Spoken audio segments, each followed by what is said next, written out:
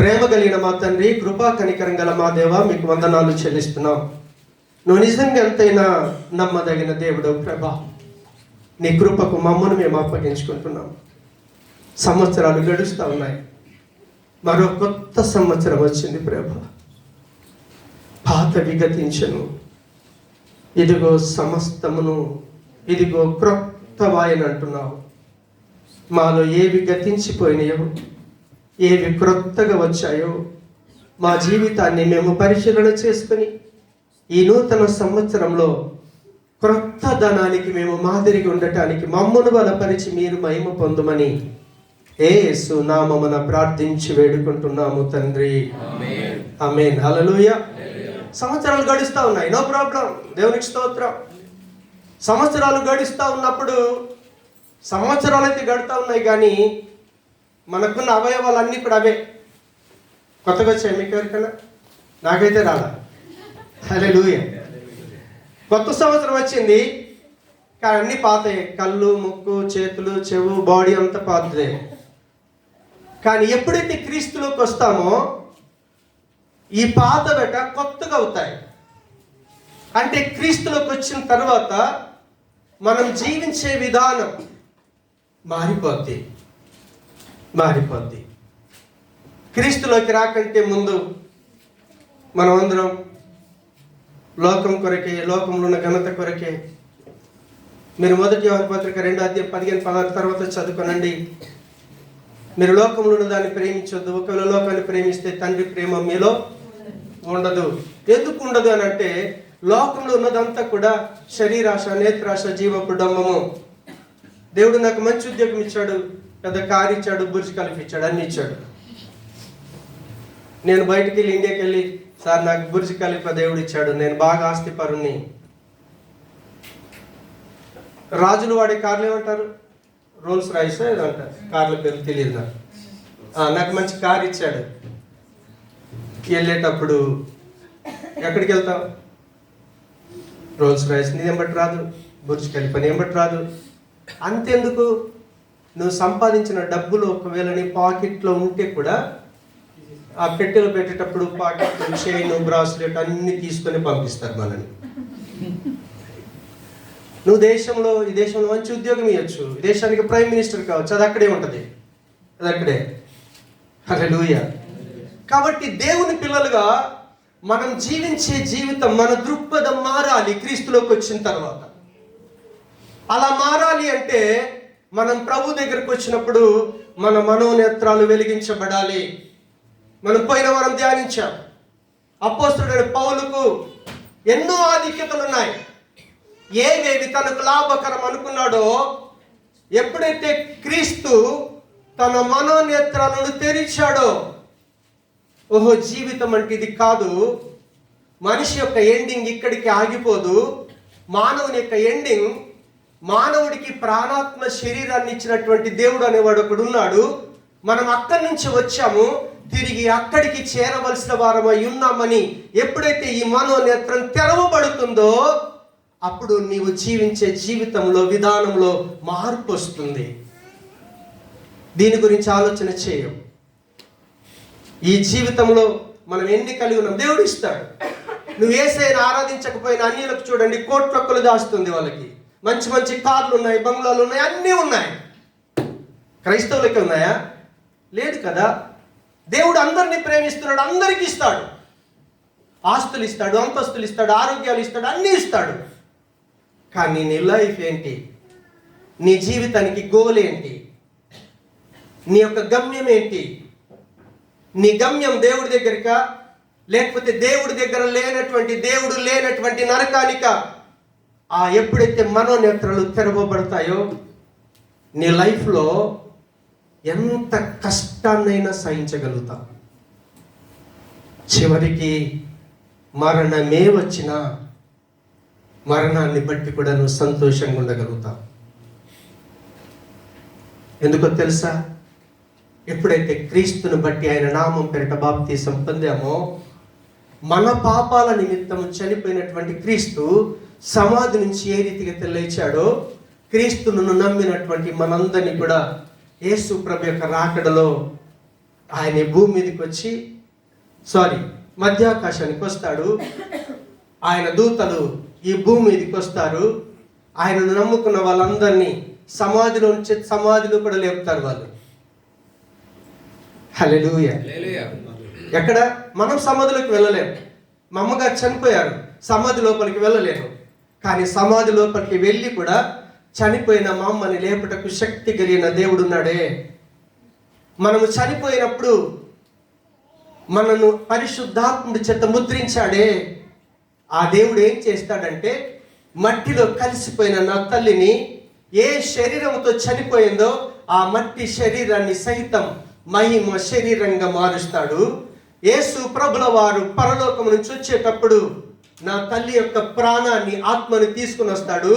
ఇక్కడ ఉన్నటువంటి శరీరం లేపబడుతుంది. శరీరము, ప్రాణము, ఆత్మ మూడు ఒక్కటవుతాయి. క్రీస్తును మధ్య ఆకాశంలో కలుసుకొని ఆయనను కల్లారా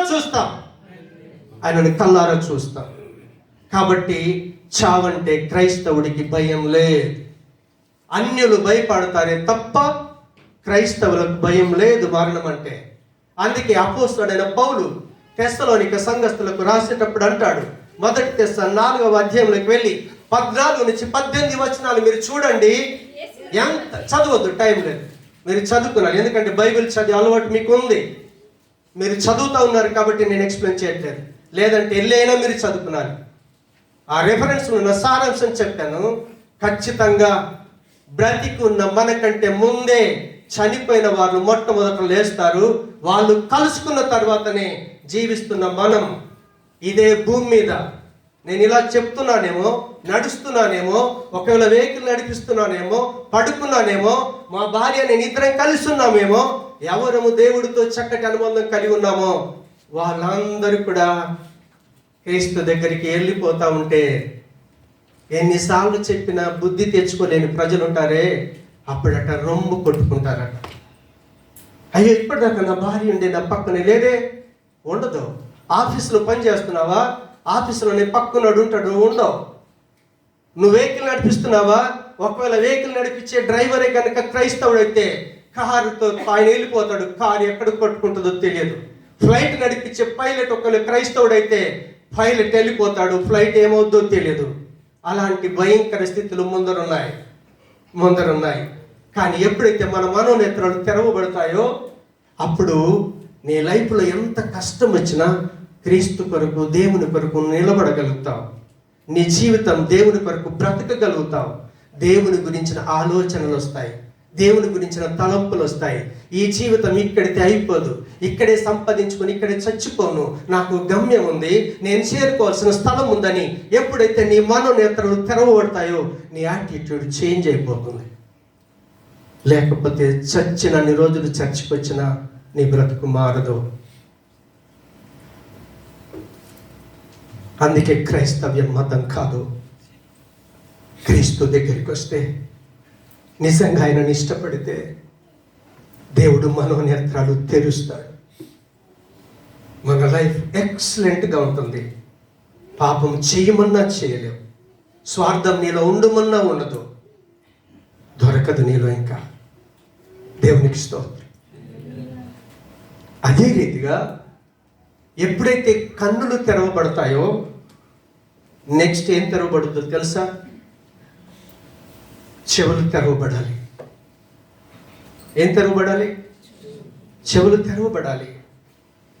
దేవుడట ఒక్కసారి మాట్లాడతాడు, 2 సార్లు మాట్లాడతాడు. కానీ మనుషులుగా మనం నిర్లక్ష్యం చేస్తూ ఉంటాం. అందుకే యోబు గ్రంథం 33వ అధ్యాయం ఒక్కసారి మనం చూద్దాం. యోబు గ్రంథం 33వ అధ్యాయం 16వ వచనం నుంచి 18వ వచనం. నరులు గర్విష్ఠులు కాకుండా చేయనట్లు, తాము తలచిన కార్యము వారు మానుకొన చేయనట్లు, గోతికి పోకుండా వారిని కాపాడునట్లు, కత్తి వలన నశింపకుండా నీ ప్రాణమును తప్పించునట్లు ఆయన వారి చెవులను తెరవజేయును, వారి కొరకు ఉపదేశము సిద్ధపరచును.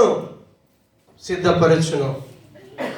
దేవుని సముఖానికి వచ్చినటువంటి బిడ్డల కొరకు దేవుడు ఏం చేస్తాడంటే, వీళ్ళు ఏ మాటలు చెప్తే బాగుపడతారు, ఏ మాటలు మీకు మేలుకరంగా ఉంటాయి, ఏ ఉపదేశం చేస్తే రేపు క్రీస్తును కల్లార చూడగలుగుతారు. అందుకే యేసు ప్రభుల వారు బోధ చేస్తున్న ప్రతిసారి, మీరు లూకా సువార్త 8వ అధ్యాయం తర్వాత మీరు చదువుకోనండి. ఉపమానాల గురించి, విత్తనాల ఉపమానం గురించి చెప్పిన తర్వాత లాస్ట్ ఆయన ఏమంటాడో తెలుసా?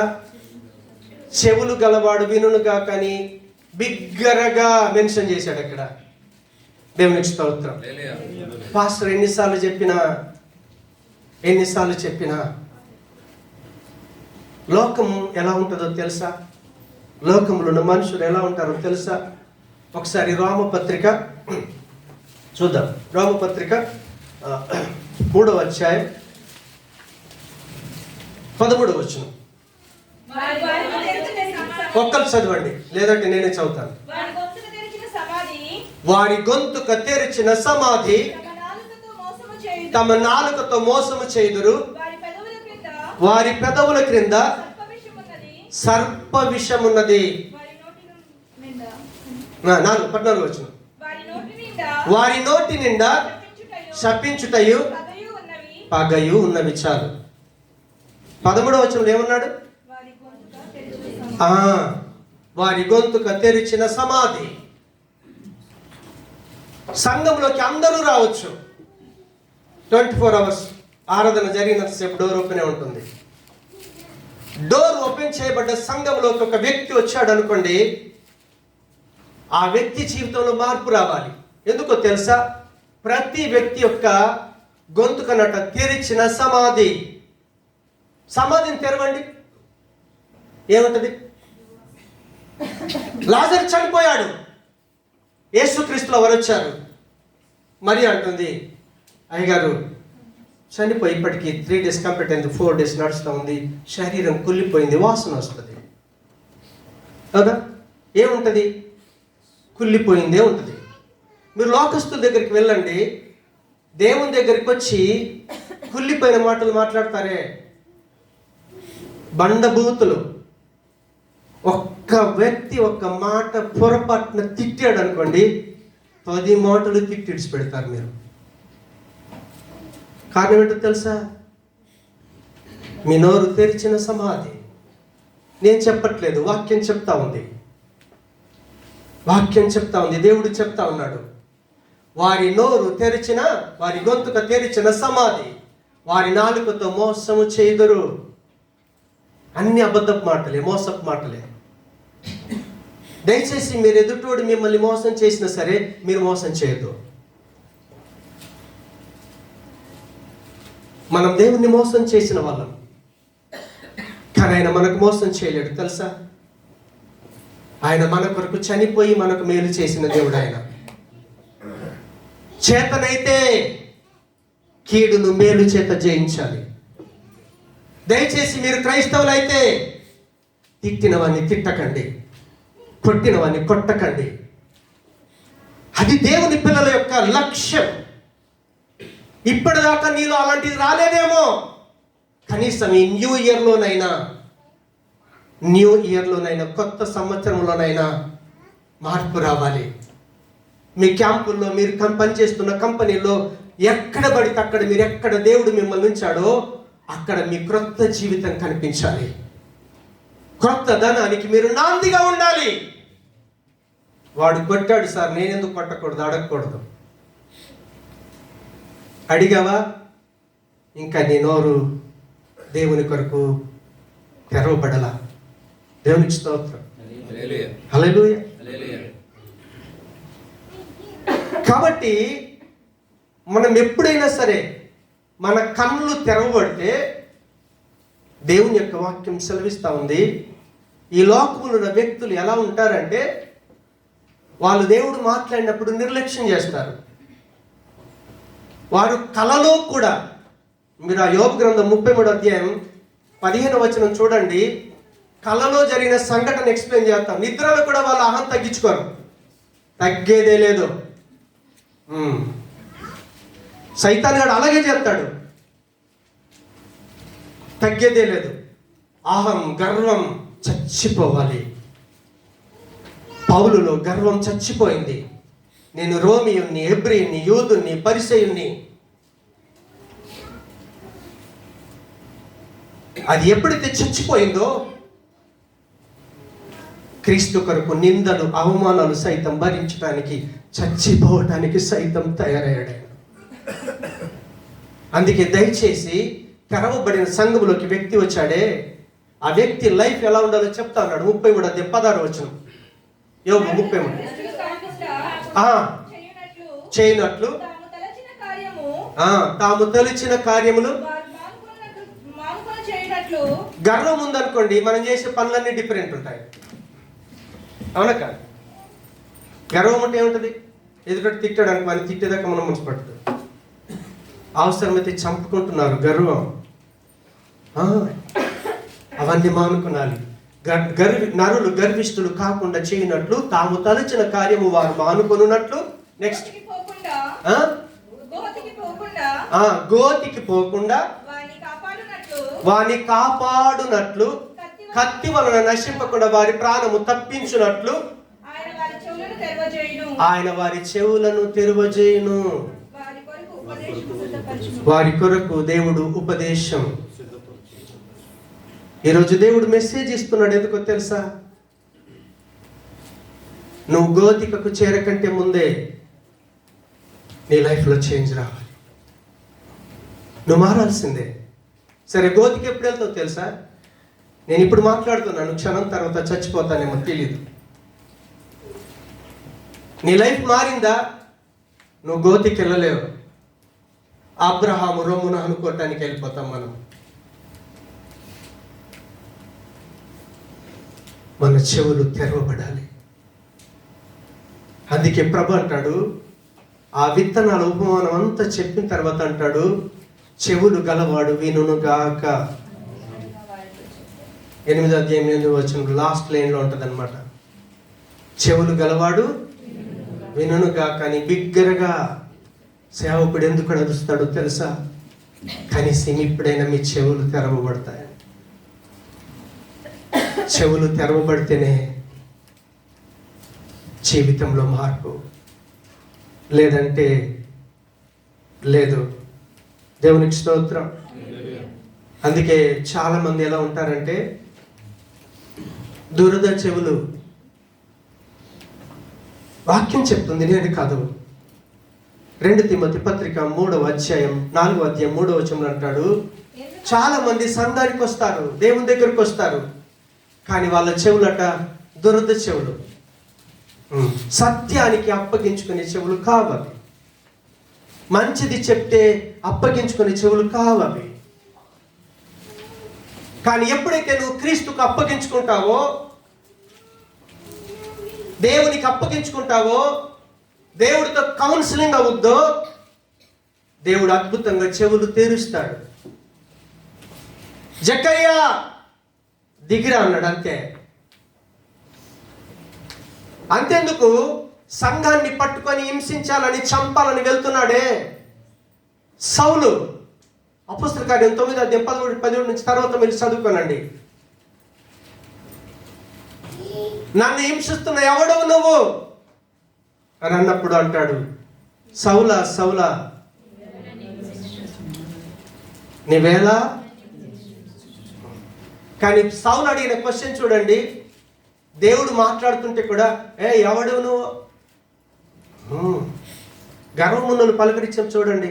ఏరా, ఏంట్రా, ఎటు వెళ్తున్నావు? మీరు క్రైస్తవులు కదా, మీరు ఓనర్స్ అయినా సరే, మీ ఇంట్లో పని చేసే పని మనిషిని కూడా గౌరవంగా పిలవాలి. వద్దు గర్వం. ఎందుకు నీకు గర్వం? ఎవడిది గర్వం? సాతానుగాడిది. దేవుడిది ఏంటో తెలుసా? వినయం, విధేయత, తగ్గించుకోవటం. దేవునికి స్తోత్రం. హల్లెలూయా. మన చెవులు తెరవబడితే, మన చెవులు గనుక తెరవబడితే, దేవుని యొక్క ఉపదేశానికి గనుక నువ్వు అప్పగించుకుంటే, నువ్వు నిజంగా జ్ఞానివే అయితే, దేవుడు చెప్పిన మాటలను అపహాస్యంగా తీసుకోకపోతే అది నీ జీవితానికి లాభకరంగా ఉంటుంది. దేవుడు చెప్పిన మాటలు వినగలుగుతావు. అందుకే ప్రభు అంటాడు, చెవులు గలవాడు వినుగాక. దేవునికి స్తోత్రం. మన కన్నులు తెరవబడి మన చెవులు తెరవబడ్డాయి అనుకోండి, 100% నోరు తెరవబడుద్ది. దేవునికి స్తోత్రం. చూడండి, కళ్ళు, చెవులు, నోరు మన బాడీని లీడింగ్ చేసే ఇవే. హల్లెలూయా.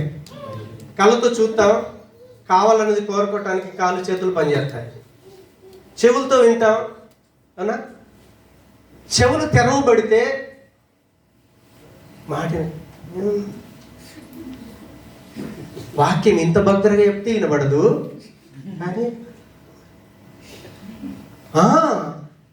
గుసగుస మాటలు కూడా వినటానికి అప్పగించుకుంటాడు. కానీ ఎంత బిగ్గరగరిచినా సత్యానికి చెవులు అప్పగించుకోలేడు. ఏంటి నీ లైఫ్? నీ జీవితం ఏంటి? నీ గమ్యం ఏంటి? నువ్వెక్కడికి ప్రయాణం చేస్తున్నావు? నీ కళ్ళ ముందు కోటీశ్వరులు చచ్చిపోయి సమాధికి వెళ్తున్నారే, వాళ్ళు వెళ్ళేటప్పుడు ఏమీ తీసుకొని వెళ్తలేరే. కనీసం వాళ్ళని చూసైనా మనలో మార్పు రాకపోతే ఎందుకు ఈ క్రైస్తవ జీవితం? ఎందుకు నువ్వు సంఘానికి రావటం?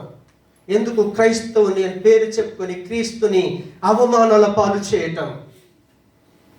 మనం చేసే కార్యాలను బట్టే కదా ఈరోజు దేవుడు దూషించబడుతున్నాడు. దేవుడు దూషించే రీతిలో ప్రవర్తన ఉందా? దేవునికి మహిమ తీసుకొచ్చే విధంగా మన ప్రవర్తన ఉందా? ఆలోచన చేయాలి మనం. నేను ఇంతకు ముందు గుడికి వెళ్ళేవాడిని, ఇప్పుడు చర్చికి వస్తున్నాను. అప్పుడేమో బాబా చరిత్ర పట్టుకుని వెళ్ళేవాడిని, ఇప్పుడు బైబిల్ పట్టుకొని వస్తున్నాను. తేడా అంతే. లైఫ్లో మార్పు వచ్చిందా? జీవితంలో మార్పు వచ్చిందా? నిజంగా నీ మనోనేత్రాలు తెరవబడితే ఖచ్చితంగా నీ చెవులు తెరవబడతాయి. మంచి మాటలు వినటానికి అప్పగించుకుంటాం, వాక్యం వినటానికి అప్పగించుకుంటాం. యూట్యూబ్ తెరిచి ఎన్ని మాటలు వింటారు పనికిరాని, పైగా స్టేటస్లు. మళ్ళీ ఎవరైనా తిట్టారనుకో, వాళ్ళకి కౌంటర్ ఎలా ఇస్తారో తెలుసా? స్టేటస్ ఇలా చూడగానే ఆ మాట వచ్చేస్తుంది. బైబిల్లో లేని మాటలు మీకు ఎక్కడి నుంచి దొరుకుతాయో నాకు అర్థం కాదు. నాకు వాటిని చూసినప్పుడు సిగ్గేస్తుంది. ఎందుకు ప్రభాయిలు సంఘానికి వస్తున్నారు? ఎందుకు దేవుని పిల్లలని పిలువబడుతున్నారు? ముందరనేమో యేసయ్య మాట, వెనకాలనేమో సినిమా మాట. ఎంత సిగ్గుచేటు, ఎంత అవమానం! మరి క్రైస్తవులా? క్రీస్తుని వెంబడిస్తున్నారా? సంఘానికి వస్తున్నారా? దేవుని మాటలు వింటున్నారా? దేవుని మాటలే వింటే కల్పన కథలకు మీ చెవులను అప్పగించలేరు. సత్యానికి అప్పగించుకుంటారు, వాక్యానికి అప్పగించుకుంటారు, దేవునికి అప్పగించుకుంటారు, దేవుని మాటలకు అప్పగించుకుంటారు. నీ కళ్ళు తెరవబడితే చెవులు తెరవబడతాయి, చెవులు తెరవబడితే నోరు తెరవబడుతుంది. హల్లెలూయా. కళ్ళు మేడ గది నుంచి, మేడ మీద నుంచి, రాజకోట మీద నుంచి ఒక అమ్మాయి చూశాడు. అవునా? అమ్మాయి చూసిన తర్వాత ఆయన ఏమన్నాడు తెలుసా? ఏరా, ఈ అమ్మాయి ఎవరు? అలా అన్నారు. సార్ అలానా, ఊరియా ఉన్నాడు కదా ఆయన భార్య. ఎల్లు తీసుకురప్ప.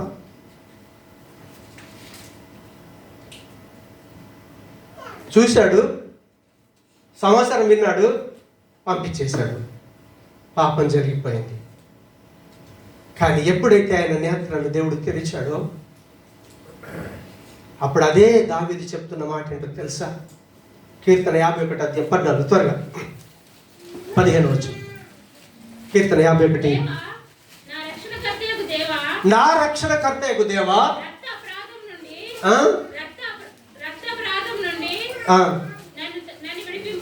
51:15 నన్ను విడిపింపుము. ఆమేన్. అప్పటిదాకానేమో బచ్చే బంధాన్ని పొగడగలిగాడు. కానీ ఎప్పుడైతే నాతాను ప్రవక్త వచ్చాడో, ప్రవక్త అదృశ్యమంతా చూపించాడు. నువ్వేం చేసావో సినిమా చూపించాడు. సినిమా చూసిన తర్వాత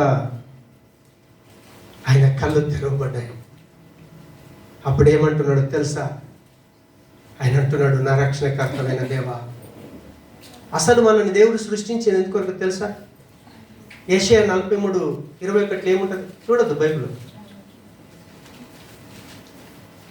నా జనులు నన్ను మహిమపరచడానికి, ప్రచురం చేయడానికి నా జనులు మానవులను దేవుడు ఎందుకొరకు ఏర్పాటు చేసుకున్నాడు? దేవుని గురించి చెప్పాలి, దేవుని గురించి పాడాలి, మంచి మాటలు చెప్పాలి, మంచి పలుకులు పలకాలి. హల్లెలూయా. కానీ మనం ఏం చేస్తాం? ఎంతమంది దేవుని లేవగానే స్తుతిస్తున్నారు? మీ గుండెల మీద చేతుకొని చెప్పండి. లేవగానే నీ మాట దేవుని స్తుతించుకుంటూనే స్టార్ట్ కావాలి. హల్లెలూయా. ఒకవేళ వినేది ఉంటే దేవుని గురించి వింటూనే నీ చెవులు ఓపెన్ కావాలి. అందుకే లేవగానే ఏ ఫోన్ వచ్చినా సరే ఫస్ట్ ప్రేయర్ చేసుకుంటాం.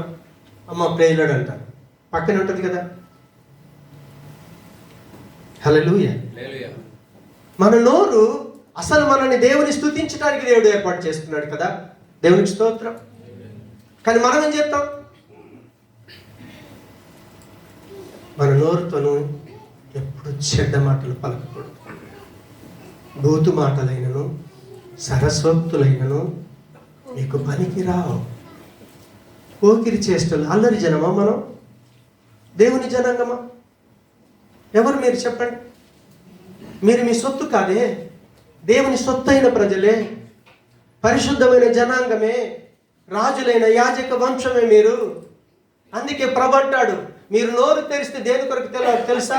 చీకట్లో పాపముల నుంచి ఆశ్చర్యకరమైన తన వెలుగులోనికి పిలిచిన వారి గుణాతిశయములను డాష్. నీ నోరుతో ఏం చేయాలి? ఇప్పుడు నువ్వు ఒక్కళ్ళకన్నా క్రీస్తుని గురించి చెప్పారా మీ లైఫ్లో?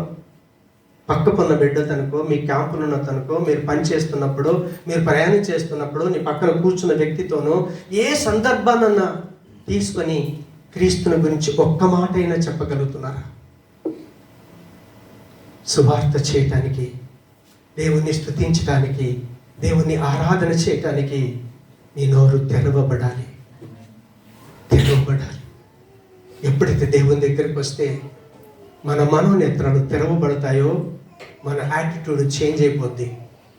నువ్వే పని చేసినా అందులో దేవుణ్ణి చూపించడానికి ప్రయత్నం చేయగలుగుతాం. ఎస్, కొత్త వ్యక్తి ఉన్నాడు అనుకోండి, బ్రదర్ బాగున్నావా అని పిలిచి టీ తాగుదాం రండి, రూపాయి ఖర్చు పెట్టి అక్కడ తీసుకెళ్ళి బాగున్నావా అని. దేవుడు అంటే తెలియదు, తెలిసి బాగున్నాం సార్, ఎలా ఉన్నారు, ఏంటి విషయాలు, ఆయన ఏదో చెప్పుకుంటాడు, మనం ఏదో చెప్పుకుంటాం. సార్ నాకు అలాంటి సమస్య ఉండే, ప్రభు నన్ను బాగు చేశాడు సార్, మీకు ఆ సమస్య ఉంది కదా, మిమ్మల్ని కూడా బాగు చేస్తాడు. సింపుల్. ₹1 ఖర్చు పెట్టామా, అద్భుతమైన సువార్త. కానీ మనం జేబు నుంచి రూపాయి వెళ్ళకూడదే. ఎంత దారుణం, ఎంత అన్యాయం. ఆరోగ్యం ఇచ్చింది ఆయన, ఆస్తినిచ్చింది ఆయన, ఉద్యోగం ఇచ్చింది ఆయన, భార్యనిచ్చింది ఆయన, పిల్లలు ఇచ్చింది ఆయన, సమస్తం ఆయన ఇచ్చాడు. ఆయన కొరకు మనం ఏం చేయలేని పరిస్థితులు. ఆయన దగ్గరికి వచ్చాక మన నేత్రాలు తెరవబడకపోతే నీ కొరికే బ్రతుకుతావు, నీ కొరికే చచ్చిపోతావు. మన జీవితాలు అలా ఉండకూడదు. కనీసం ఈ 2025లోనైనా మనలో క్రొత్తదనానికి నాంది పలుకుదాం. పునాది మీద ఉన్నటువంటి క్రీస్తుని ఆశ్రయిద్దాం. మోకరిద్దాం, ప్రార్థన చేసుకుందాం. మోకరించి ప్రార్థన చేసుకుందాం. ప్రేమ కలిగిన మా తండ్రి, కృపా కనికరం గల మా దేవా, మీకు వందనాలు. ఎన్నో సంవత్సరాలు గడిచిపోతా ఉన్నాయి. మా శరీరంలోని అవయవాలు ఆ రీతిగానే ఉంటున్నాయి. కానీ మా కన్ను, మా చెవు, మా నోరులో క్రొత్తదనం కావాలి. మా జీవితం ఆ లక్ష్యం మారిపోవాలి. నిన్ను ఎరగక ముందు ఈ లోకం కొరకే ఆలోచన చేశామే, ఈ లోక జీవితం కొరకే ఆలోచన చేశామే. కానీ మా యాటిట్యూడ్ మారిపోవాలి. పౌలు నేత్రాలు తెరిచిన దేవుడు. ఆత్మదేవ, మా నేత్రాలు తెరవండి, మా మనోనేత్రాలు తెరవండి. మేము పరలోకాన్ని చూడాలి, క్రీస్తును చూడాలి, ఆయన కొరకు మాట్లాడాలి, ఆయన కొరకు బ్రతకాలి, ఆయన కొరకు జీవించాలి. మా పనులు మేము చేసుకుంటూనే ఆ పనుల్లో నీ కొరకైన జీవించే జీవితం మాకు కావాలి ప్రభా. అలాంటి జీవితం మాకు కావాలి. నిశ్చయంగా ప్రభా, మీరు మమ్మల్ని దర్శించండి. ఈ సమయంలో మమ్మల్ని మేము నీ సన్నిధానంలో మోకరించిన ప్రతి బిడ్డను నీ చేతులకు అప్పగిస్తున్నాను. బిడ్డల మనోనేత్రాలు తెరవండి, బిడ్డల యొక్క చెవులను తెరవండి. నీ మాటలు వినే చెవులు కావాలి. దురద చెవులకు అప్పగించినటువంటి దుష్టుణ్ణి యేసు నామం పేరిట బంధిస్తున్నాను. ఇప్పుడే బిడ్డలను విడిచి పొమ్మని ఆజ్ఞాపిస్తున్నాను. బిడ్డల నోరు తెరవబడాలి. వారు గొంతుకు తెరిచిన సమాధి అంటున్నావు. ఎందుకంటే అయ్యా, రోమ 3:18లో దేవుని భయం వారికి బొత్తిగా లేదు కాబట్టి వారి జీవితాలు అలా ఉన్నాయి. కానీ మేము అలా కాదు ప్రభా. నువ్వు మమ్మల్ని చూస్తున్నావన్న సత్యం మేము ఎరుగుదము, మా అంతరంగం మీరు ఎరుగుదురు. కాబట్టి మా మనోనేత్రాలు తెరవండి, మా చెవులను తెరవండి, మా నోరును తెరవండి. మీ నోరు బాగుగా తెరవండి. మీ నోరును నింపుతానన్నావు. మీ స్తుతుల చేత నింపండి, నీ జీవపు మాటల చేత నింపండి. దేవా, మేము నిన్ను స్తుతించాలి, ఆరాధించాలి, అద్భుతమైన శుభవార్తను ప్రకటించి నీ మహిమ కొరకు జీవించాలి. అలాంటి క్రొత్త ధనానికి మేము నాందిగా ఉండుటకు పరిశుద్ధాత్మ దేవుడా మమ్మల్ని అందరినీ మీరు బలపరిచి, నీ సముఖములో మోకరించిన ప్రతి బిడ్డను బలపరిచి, కేవలం కేవలం కేవలం నీ మహిమ కొరకు బిడ్డలందరినీ సాక్షులుగా నిలవబెట్టుకొనుమని యేసు నామమున ప్రార్థించి వేడుకుంటున్నాము తండ్రి. ఆమేన్.